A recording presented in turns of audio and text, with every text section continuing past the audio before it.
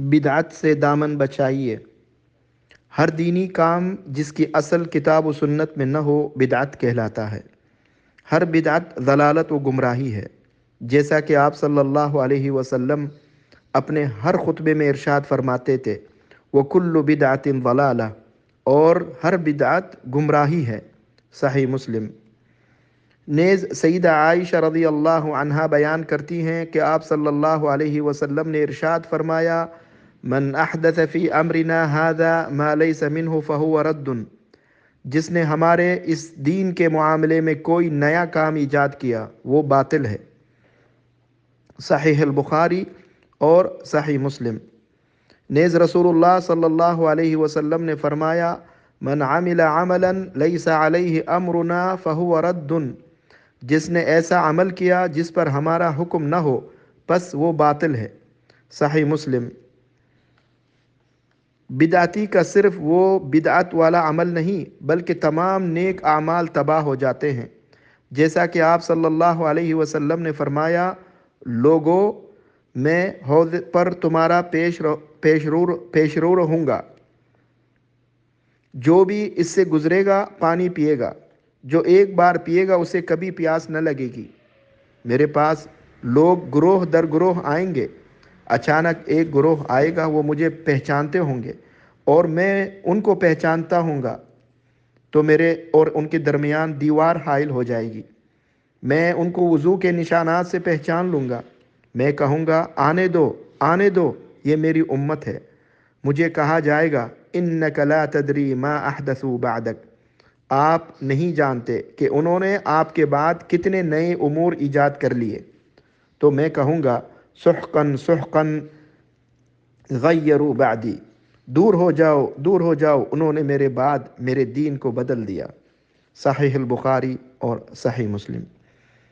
آج لوگوں کو بدعت سے منع کیا جائے تو وہ کہتے ہیں کہ اس کے کرنے میں حرج کیا ہے، اس کی منع دکھائیں، یاد رہے ایسا کہنے میں حرج ہے۔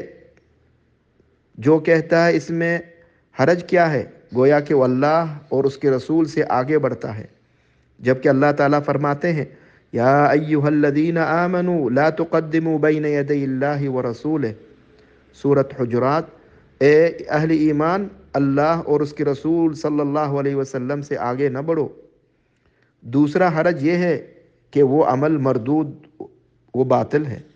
آج لوگ یہ بھی کہتے ہیں کہ جناب بدعت حسنہ ہے لہذا کر لینی چاہیے، جبکہ آپ صلی اللہ علیہ وسلم نے ارشاد فرمایا، کل بدعت ضلالہ، ہر بدعت گمراہی ہے۔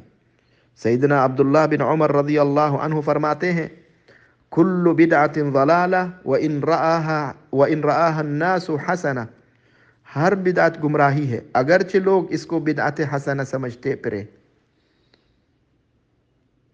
السنن لمحمد السنتہ لمحمد بن نصر المروزی وسندہ صحیح۔ بعض لوگ یہ بھی کہتے ہیں کہ جناب ہر نئی چیز بدعت ہے، تو یہ گھڑی ہاتھ میں ہے، سجانا، گاڑی رکھنا، مسجد کے اسپیکر کا استعمال وغیرہ، یہ بھی بدعت ہے، ایسا کیوں کرتے ہو؟ ایسے لوگ یا تو بدعت کی تعریف سے واقف نہیں یا پھر تجاہل عارفانہ سے کام لیتے ہیں۔ حالانکہ بدعت کی تعریف یہ ہے، ہر وہ دینی کام جس کی اصل کتاب و سنت میں نہ ہو۔ یہ دنیاوی متاع ضرورت تو دین سے متعلق نہیں ہے۔ اگر یہ چیزیں دین ہوتی تو جس کے پاس گھڑی یا گھڑی نہ ہوتی وہ بے دین ہوتا، جس مسجد میں اسپیکر نہ ہوتا وہ مسجد دین سے خالی ہوتی، حالانکہ ایسا نہیں ہے۔ معلوم ہوا کہ یہ چیزیں دین میں داخل نہیں اور نہ ہی بدعتیں ہیں۔ پھر کہتے ہیں آخر اس کی منع دکھاؤ۔